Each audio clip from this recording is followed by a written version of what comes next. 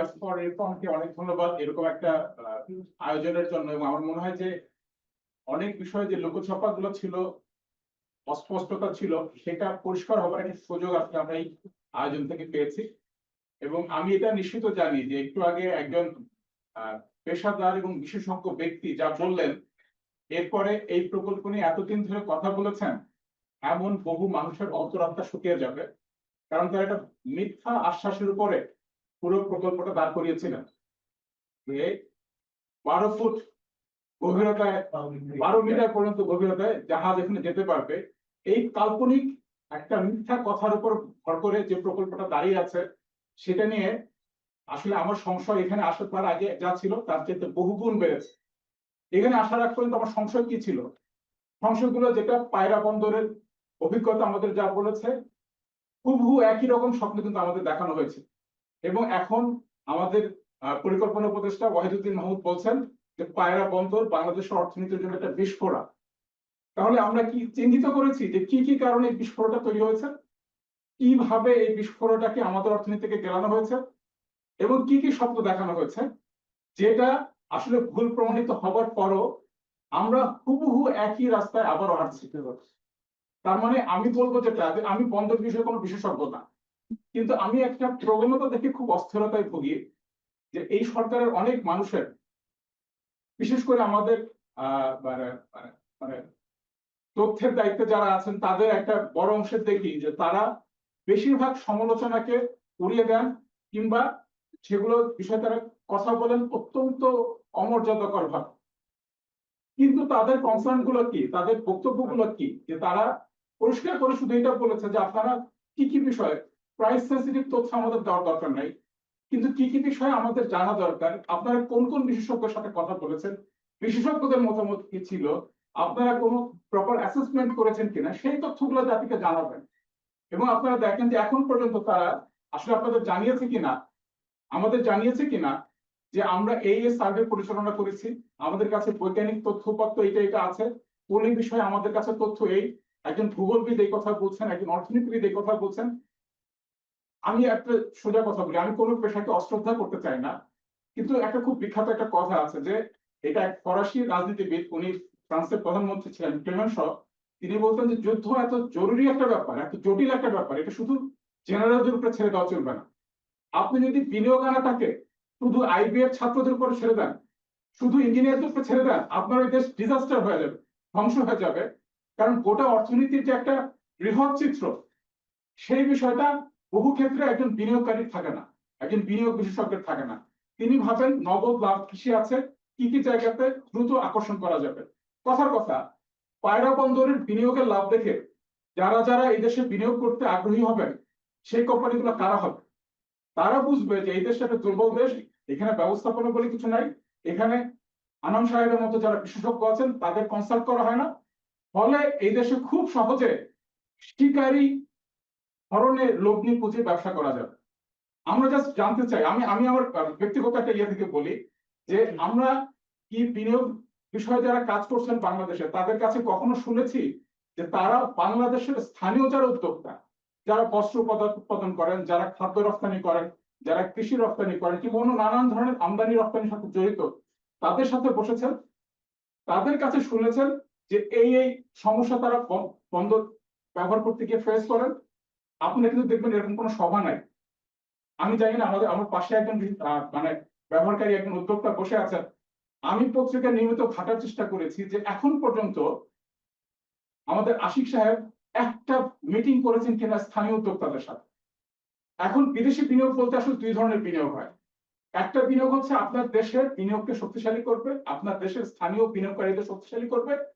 আরেকটা ধরনের বিনিয়োগ হচ্ছে শিকারী বিনিয়োগ, যেটা আপনার দেশে এসে খুব দ্রুত আপনার অবকাঠামোকে ধ্বংস করে তার মুনাফাটা করে সে চলে যাবে, কিংবা স্থায়ীভাবে যে কেউ। আমি একটা উদাহরণ দেই, বাংলাদেশের খুবই সফল এবং যোগ্য একটা প্রতিষ্ঠান ছিল পেট্রো বাংলা।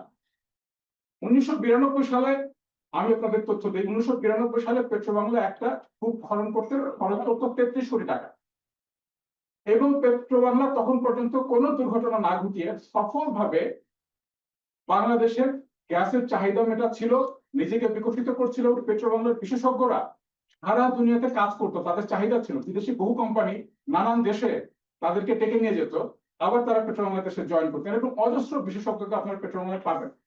এইরকম একটা যোগ্য প্রতিষ্ঠানকে বাংলাদেশকে 23টা ব্লকে ভাগ করে বিদেশি কোম্পানিগুলোর কাছে দেওয়া হলো। পেট্রোবাংলার সেই বিশেষজ্ঞরা বসে বসে থাকলেন।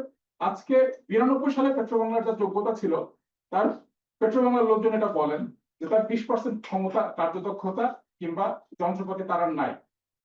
তার মানে এই যে ধীরে ধীরে পেট্রোবাংলার যখন জন্ম, পেট্রোনাসের তখন জন্ম মালয়েশিয়ার কাছাকাছি সময়ে দুইটাই যোগ্য প্রতিষ্ঠান ছিল।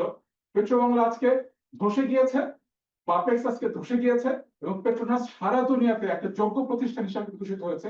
সারা দুনিয়ার নানান দেশে সে গ্যাস তেল আহরণ করে, উত্তোলন করে, অনুসন্ধান করে।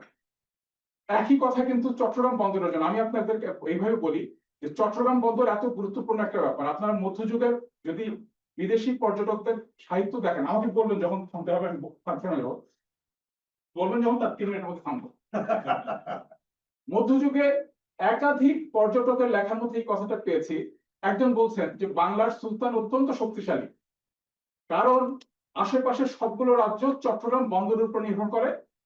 মানে এটা তিনি বিহারের কথা বলছেন, তিনি উড়িষ্যার কথা বলছেন, তিনি আসামের রাজ্যগুলোর কথা বলছেন, ত্রিপুরার কথা বলছেন, যে এই সবাই যেহেতু চট্টগ্রাম বন্দরের উপর নির্ভরশীল, ফলে চট্টগ্রাম বন্দরের উপর নিয়ন্ত্রণের কারণে বাংলার সুলতান শক্তিশালী, এবং তিনি তাদেরকে করের বিনিময়ে, খাজনার বিনিময়ে এটা ব্যবহার করতে দেন।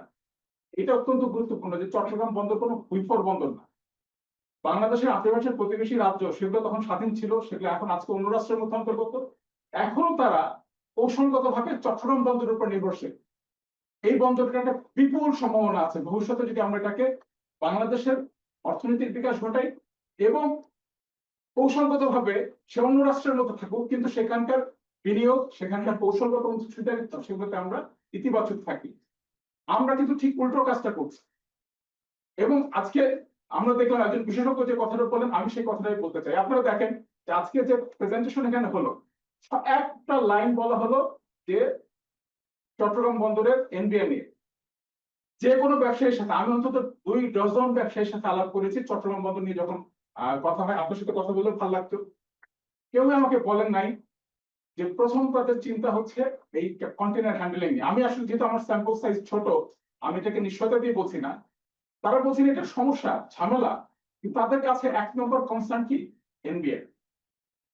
টাকা না দিলে সেখানে 12 দিন, 13 দিন, ভালো 20 দিন ড্যামারেজ দিতে অবস্থা খারাপ হয়ে যায়। তাহলে আপনি যদি বিদেশি বিনিয়োগ আনতে চান, আপনার 1 নম্বরে কোথায় হাতের কথা ছিল? আপনার হাতের কথা ছিল এনবিআর। আপনি সেখানে কাস্টমস, হ্যাঁ কাস্টমস, আপনি সেখানে আদৌ হাত দেননি। এবং আপনি বলছেন যে যদি আপনি বন্দর ঠিক করেন, কাস্টমস নাকি অটোমেটিক্যালি চাপ তৈরি হবে। এতদিন পরে একটা ব্যাখ্যা আজকে পাচ্ছি আমরা সোহেলের কাছ থেকে। এরা পর্যন্ত কিন্তু আমরা ওনাদের কাছ থেকে এই ব্যাখ্যাটা পাই নাই। তো ওনারা ঘোরার আগে গাড়ি জুতবেন, আগে আসলে মানে এই ইয়েটা ঠিক করবেন। পুরো উল্টো কিন্তু হওয়ার কথা ছিল। আপনি রাস্তা ঠিক করেন, আপনি চাঁদাবাজি বন্ধ করেন, তাহলে পুরো প্রক্রিয়াটা অনিবার্যভাবে ঠিকঠাক পর্যায়ে হচ্ছিল। আমি সংক্ষেপে আর কয়েকটা পয়েন্ট বলি। কোন কোন দেশ বিদেশি, আমি কিন্তু বিদেশিদেরকে বন্ধ দেওয়ার আদৌ বিপক্ষে না, প্রযুক্তিগত উন্নয়নের খুবই পক্ষে। এই এক্সচেঞ্জ গুলো খুব জরুরি। আমি সংক্ষেপে যে জিনিসটা বলতে চাই, আপনারা খেয়াল করেন, সিঙ্গাপুর একটা ছোট দেশ, পুরোটাই একটা বন্দর।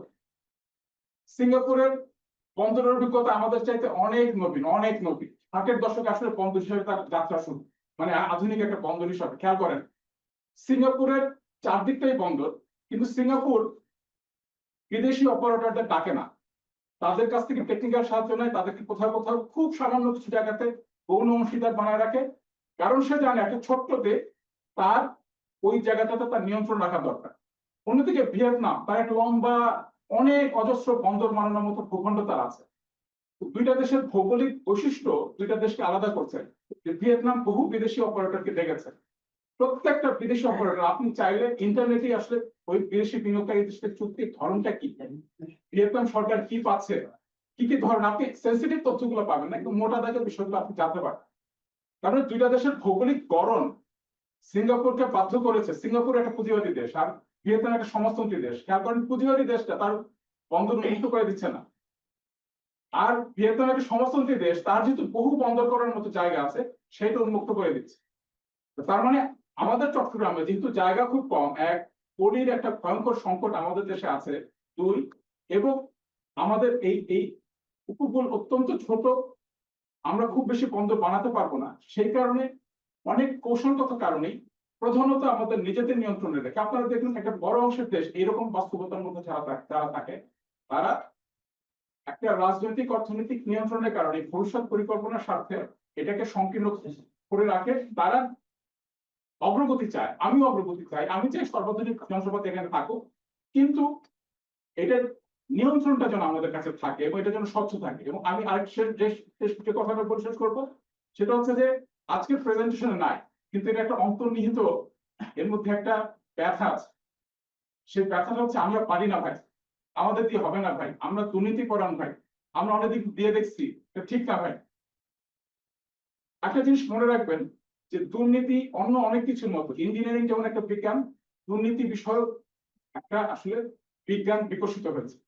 দুর্নীতিকে আপনি পড়তে পারবেন, দুর্নীতিকে আপনি বিজ্ঞানসম্মত ভাবে বিশ্লেষণ করতে পারবেন, কোন কোন জায়গায় হাত দিলে কি কি দুর্নীতিকে আপনি চিহ্নিত করতে পারবেন, সেটা কতগুলো আন্তর্জাতিকভাবে স্বীকৃত পদ্ধতি আছে।